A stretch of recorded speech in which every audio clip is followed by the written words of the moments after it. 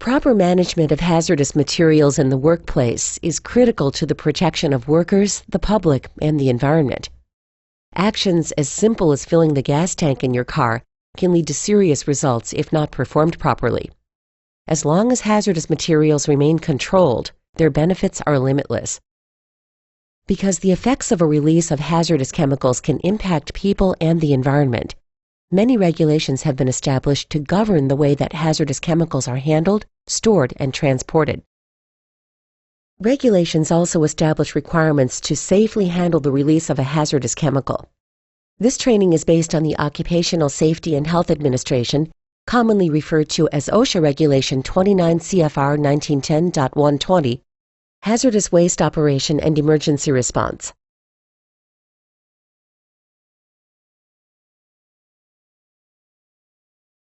Hazardous materials or substances are defined in many ways, depending on the regulatory agency or organization involved. The Occupational Safety and Health Administration's, or OSHA's, definition of hazardous substances covers any substance that presents a risk to employees who are exposed to it in their workplace. The Department of Transportation uses the term hazardous materials to cover any chemical that falls into one of 9 hazard classes, such as explosives, poisonous materials, or corrosives. The Environmental Protection Agency, known as EPA, uses several variations of the term hazardous materials in its regulations. The terms hazardous substances and extremely hazardous substances are used to denote chemicals whose release to the environment must be reported. Hazardous wastes are waste chemicals whose handling, accumulation, storage, treatment, and disposal are regulated by the EPA. The simplest definition for hazardous materials comes from the National Fire Protection Association, or NFPA. The NFPA defines hazardous material as a gas, liquid, or solid substance capable of creating harm to people, the environment, and/or property. Which statement is false?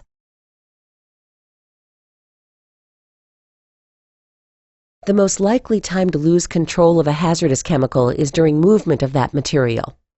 This could occur during a transfer from one container to another, a pumping operation, movement of a chemical through pipes, especially at the joints, or movement between facilities by truck, boat, or train. Special care should be taken during these operations to ensure that the hazardous material remains under control at all times. When are spills of hazardous materials most likely to occur? Knowing how to identify hazardous chemicals and when spills are most likely to occur are the first steps in preventing their release. Hazardous materials present a risk to people, property, and the environment.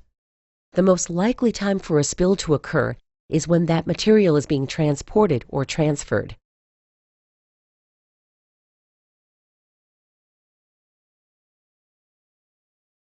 The easiest way to prevent serious damage upon release of a hazardous chemical is to take steps to ensure that the chemical is kept under control at all times.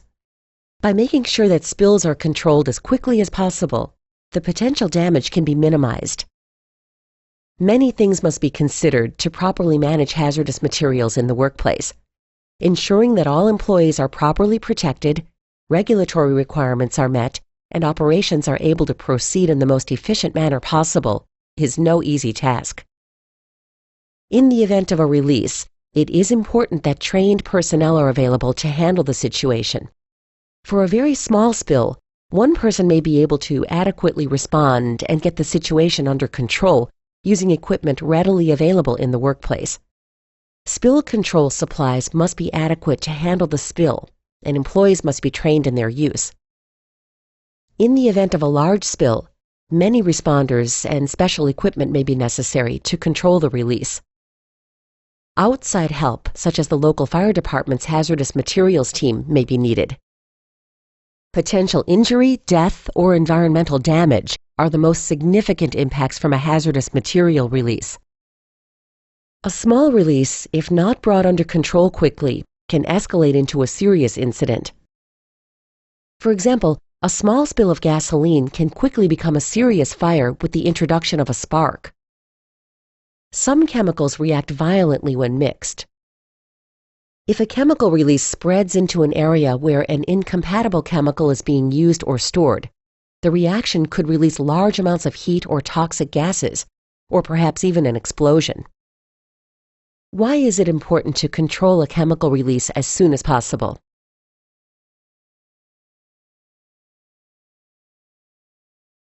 As a released chemical spreads from the original area, the potential increases for other personnel to be exposed to its effects. If not brought under control quickly, a chemical release may lead to a large number of casualties. In addition to impacting the health and safety of additional employees, an increased number of casualties would drain response resources that could be used to get the situation under control. Significant financial damage can also result from a hazardous material release. Flammable or explosive substances can cause severe damage, not only to personnel, but to facilities as well. This may lead to financial hardship for the company and the employees. A high cost is also associated with the cleanup after a large release. For a large release, cleanup costs could be hundreds of thousands of dollars.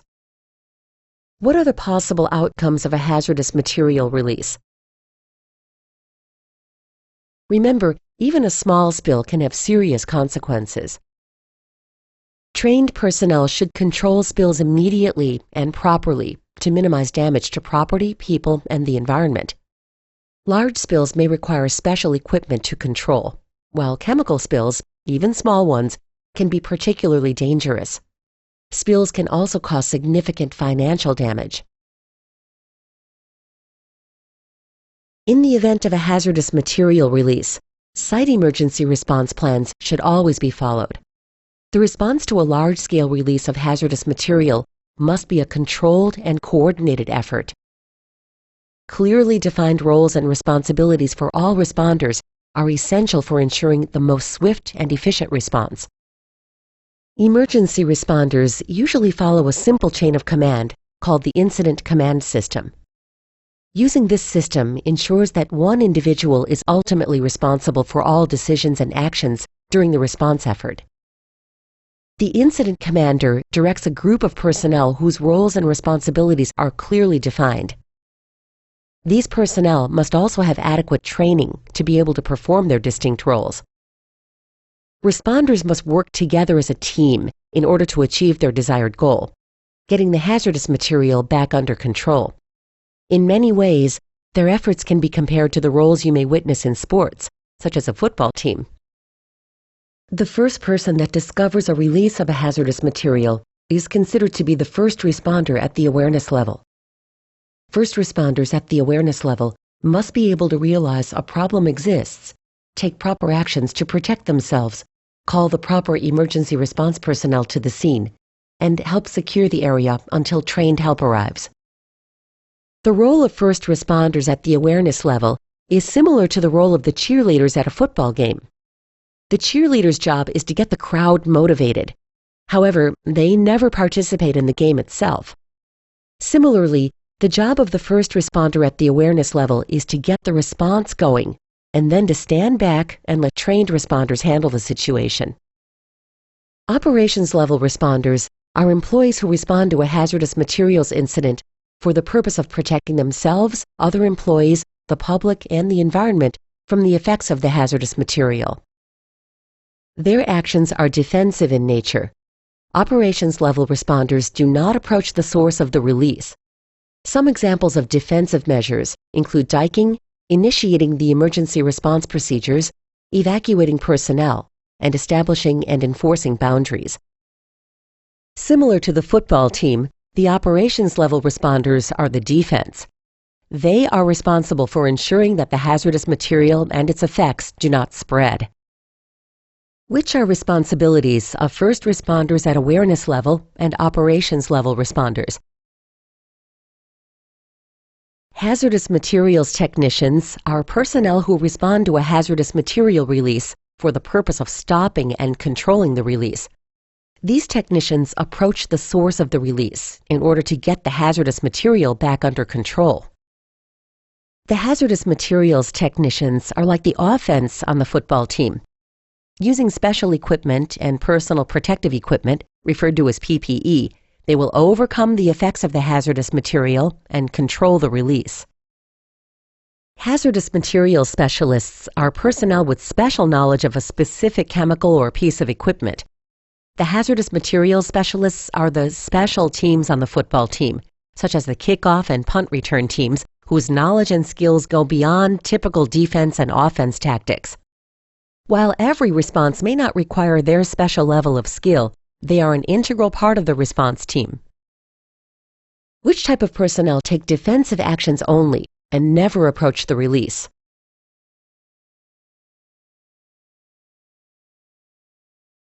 The incident commander is the individual who is ultimately responsible for the incident response.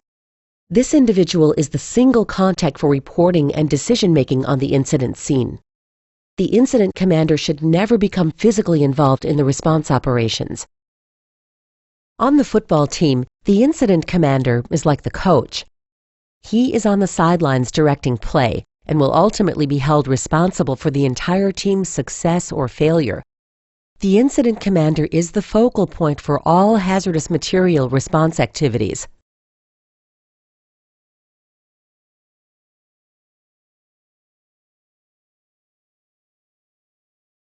Which is the main responsibility of hazardous materials technicians? Emergency response plans should always be followed in the event of a hazardous material release, but large spills require a more coordinated response. The incident command system is a chain of command where individuals have different roles and ultimately report to one person who coordinates the response effort, the incident commander. The first responder at the awareness level is the first person to discover an emergency. The operations level responders protect personnel, the public, and the environment. The hazardous materials technician stops and controls the release of hazardous materials. The hazardous materials specialist has special knowledge of the chemical or equipment that is causing the emergency.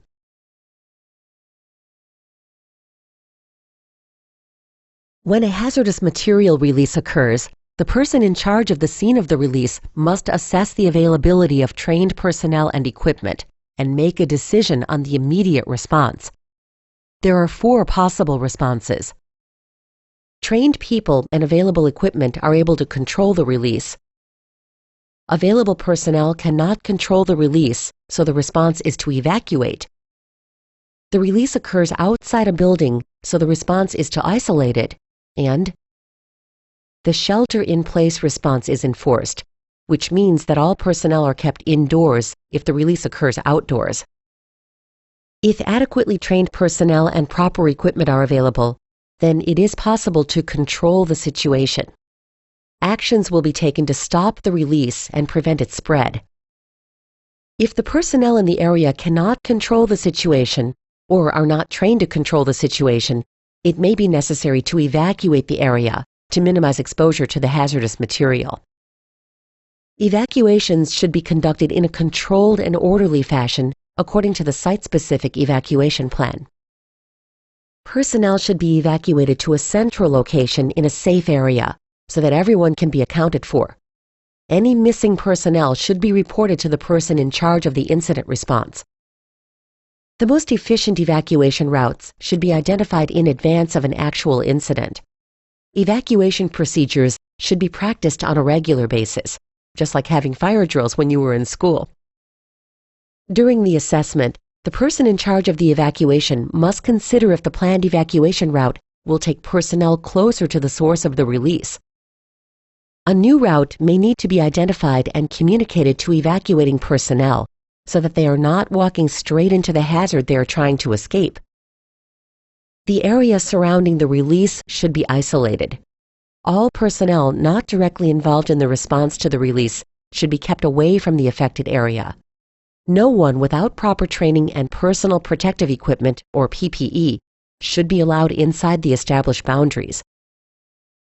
If a release occurs outside a building, the safest course of action may be to isolate the building and keep all personnel inside, which is the shelter-in-place response, until the situation is brought under control. Isolation requires closing all doors, windows, and vents. Intakes for the building ventilation system should be shut down and covered. personnel should remain inside the building until the person in charge of the response gives an all-clear signal. What are possible responses to a release? It is important to take appropriate action when a release of hazardous material occurs. Match each condition at the scene of the release to its appropriate response. In the event of a release, trained personnel should first try to control it. If they can't, it may be necessary to evacuate the area. Anyone not trained to control the release should be kept isolated from the material. It may be necessary to shelter personnel inside a building in the event of an outdoor release. During any response action, the primary goal is to protect the safety of the responders and the public. Protection of the responders is key, as they are the main line of defense between the hazard and the public. If responders are injured, they will not be able to protect anyone else. Therefore, their safety and protection must be the top priority in all response planning and implementation. Getting the situation under control as quickly as possible to prevent the hazard from impacting other employees and the public is a vital goal of any response. Once that has been achieved, the secondary goal is to contain the environmental damage.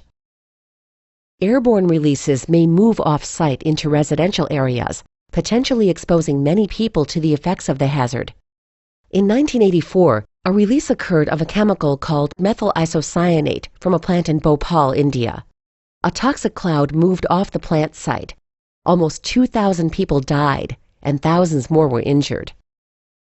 If a hazardous material release is not controlled as quickly as possible, the effects may impact the environment for years to come. A large spill could contaminate groundwater or waterways. Wildlife habitat could be destroyed or severely damaged.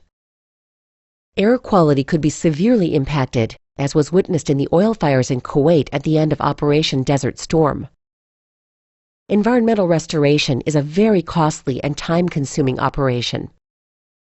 The negative press for a company whose actions cause severe environmental damage can have a devastating and long-lasting effect on the company's bottom line.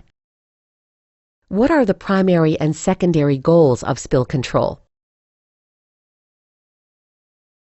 When a release of a hazardous substance occurs that presents a threat to personnel, the public, and the environment, it is essential that boundaries are established to clearly define the areas where the hazard is present. Enforcement of these boundaries helps to prevent the accidental exposure of unknowing, untrained personnel. Maintaining these boundaries also helps to ensure that the hazardous material does not migrate from the site.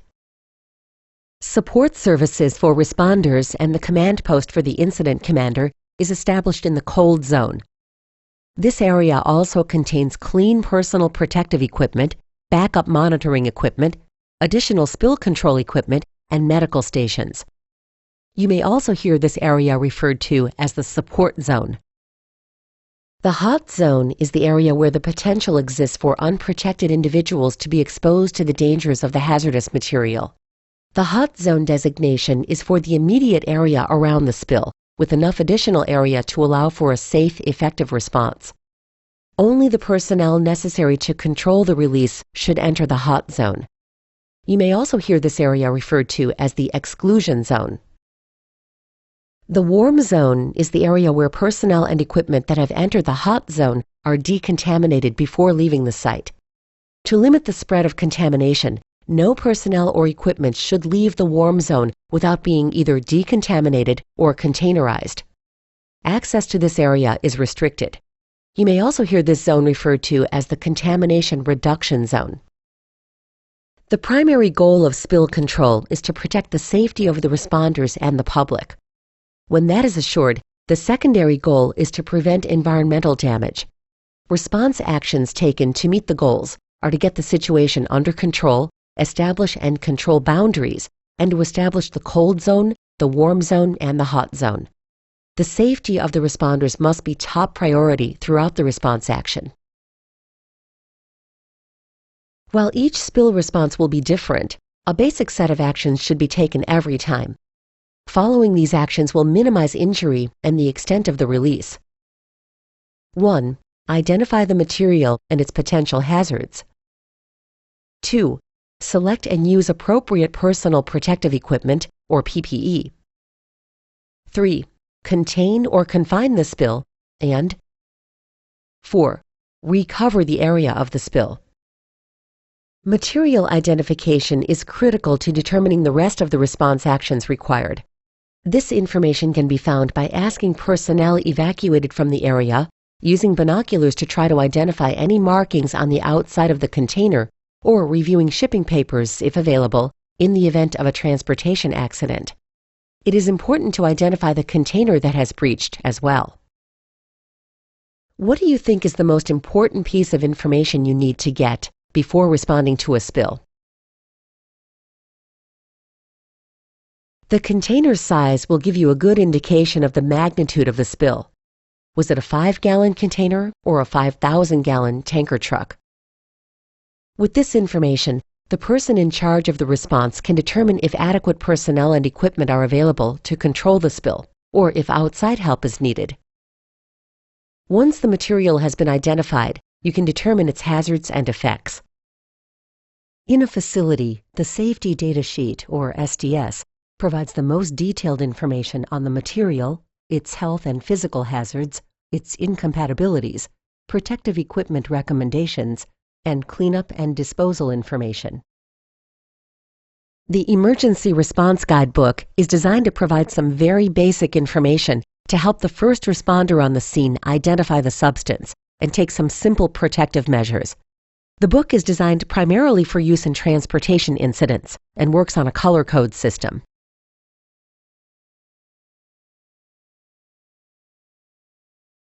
Additional information on a chemical and its hazards may be obtained from Chemtrec at 1-800-424-9300. The Chemical Manufacturers Association provides this service. Personnel who can answer basic questions about chemical hazards staff the number 24 hours a day. Shipping containers are required to have the manufacturer's phone number on the label. The manufacturer is another good source of information for details on the hazards and effects of a chemical. If this number does not display on a package, it should also be available on the SDS. What is the first action that should be taken during a spill response?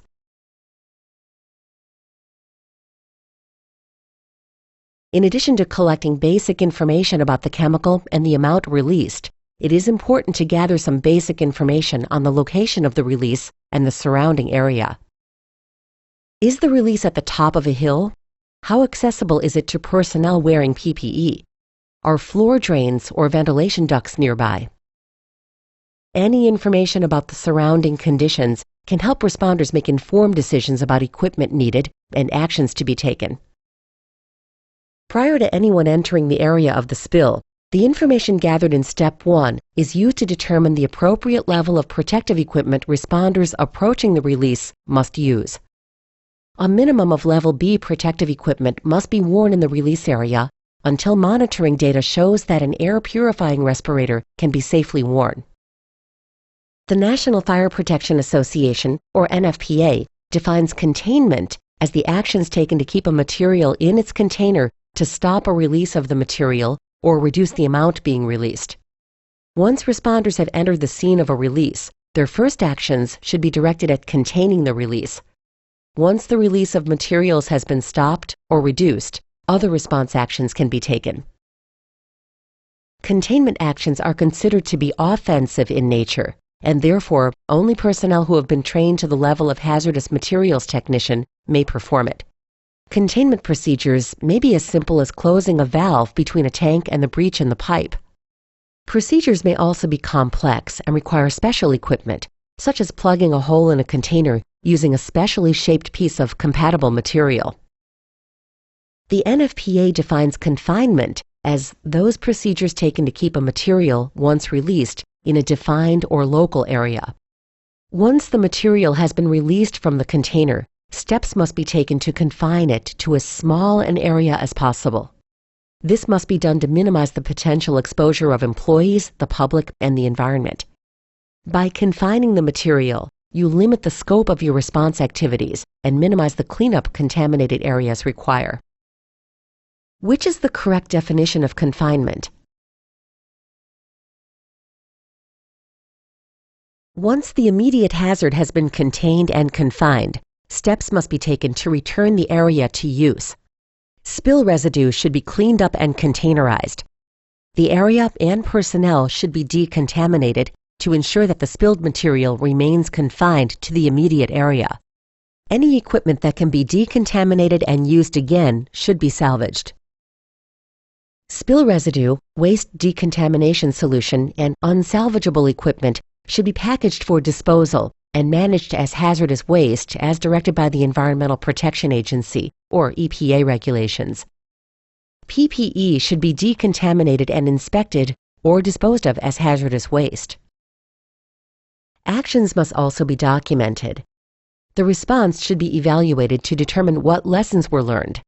In every response, items will be identified that could have been done differently. It is important to record these as well as recommendations for ways to perform the task differently during future responses.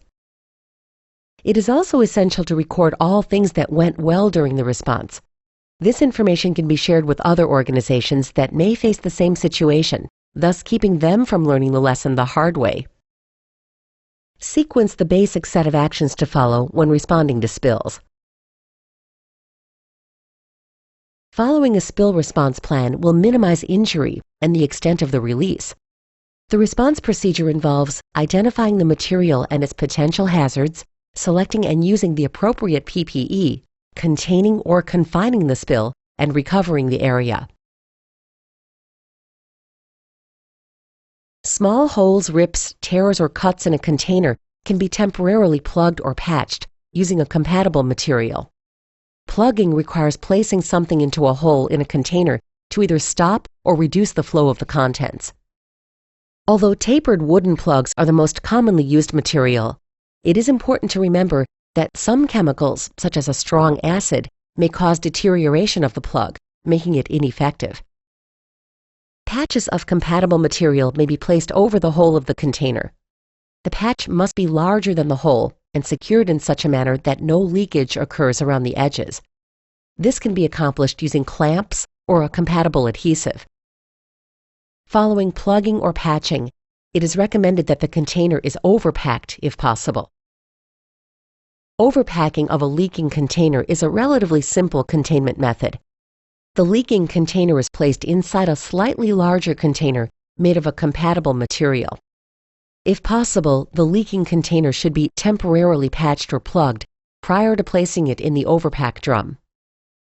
Several methods may be used to place a container into an overpack. The leaking container can be placed on its side with the leaking side up and slid into the larger container. The overpack can also be lowered over the leaking container and then turned upright. Special container handling equipment, such as a forklift with a drum grappling fixture, can be used to lower the leaking container into the overpack. If available, a compatible non-reactive absorbent material such as sawdust or clay absorbent such as cat litter should be used to fill the void space once the leaking container has been placed in the overpack. The outside of the overpack container must be properly marked and labeled in accordance with the contents of the inner container. The content of a leaking container can also be contained by transferring it to a sound container.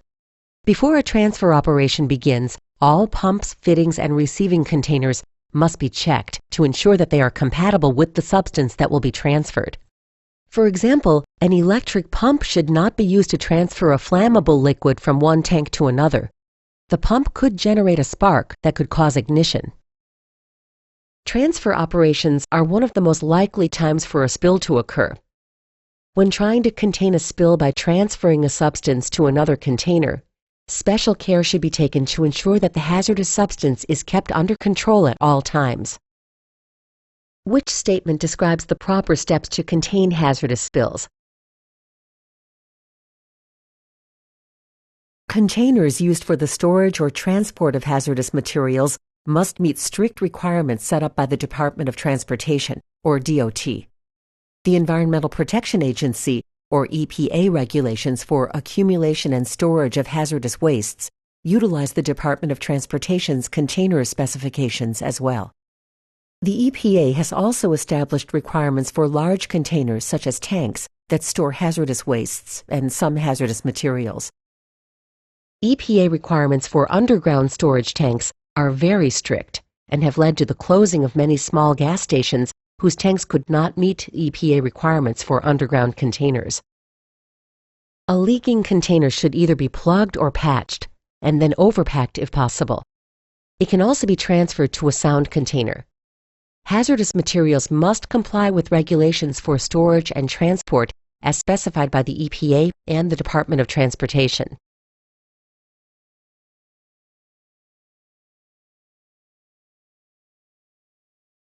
Confinement procedures vary based on the types of materials that need to be confined. Solids, liquids, or gases and vapors. Solid materials, such as powders, can be confined after release by collecting them and placing them in a sound container. A broom and dustpan or a shovel of compatible material can be used to simply scoop the solid material up and place it into its new container. Some hazardous materials may be containerized simply by vacuuming them up with a vacuum specially designed for the purpose.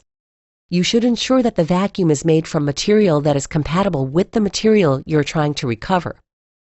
The exhaust air from the vacuum must have a filter or treatment system on it to prevent the release of the substance into the air. Solid materials can also be confined to the area of the release simply by covering the material to prevent its spread by wind, rain, or tracking. The covering should be waterproof and secured at the ends to prevent movement. It is important to ensure that the covering material is compatible with the substance to be covered. If a reaction between the covering and the hazardous material should cause deterioration of the cover, the hazardous material may no longer be confined. What type of confinement method is used for solids? Dikes, dams, or similar physical barriers can be used to stop or divert the flow of liquids from the source of a spill. A dike can be made by constructing a simple earthen dam, or by using specially purchased booms designed to contain hazardous material spills. Trenches and earthen dams can be used to divert the flow of a hazardous material into an area where it can be collected and placed in a container or absorbed. Absorbent materials may be used to soak up spilled liquid materials. Once the material has absorbed the liquid, it can then be placed in a container as you would for a solid. Clay, charcoal, sawdust, or resins are materials commonly used as absorbents. Once the absorbent material has absorbed the hazardous material, it must be managed, packaged, labeled, and disposed of in the same manner as the material it has absorbed. As always, it is important to ensure that the absorbent material to be used is compatible with the chemical to be absorbed and will not start a reaction. What type of confinement method is used for liquids? The release of gases and vapors from a spilled hazardous material may be stopped or reduced by applying a specially designed agent such as an aqueous foam blanket. This hazard reduction method is considered to be confinement, since the material that gives off vapors has already escaped from its container. These methods are primarily for use on flammable hydrocarbon liquids, such as gasoline. A commonly used fire suppressant foam may work well for flammable organics, but may not work at all when applied to an inorganic acid, such as nitric acid.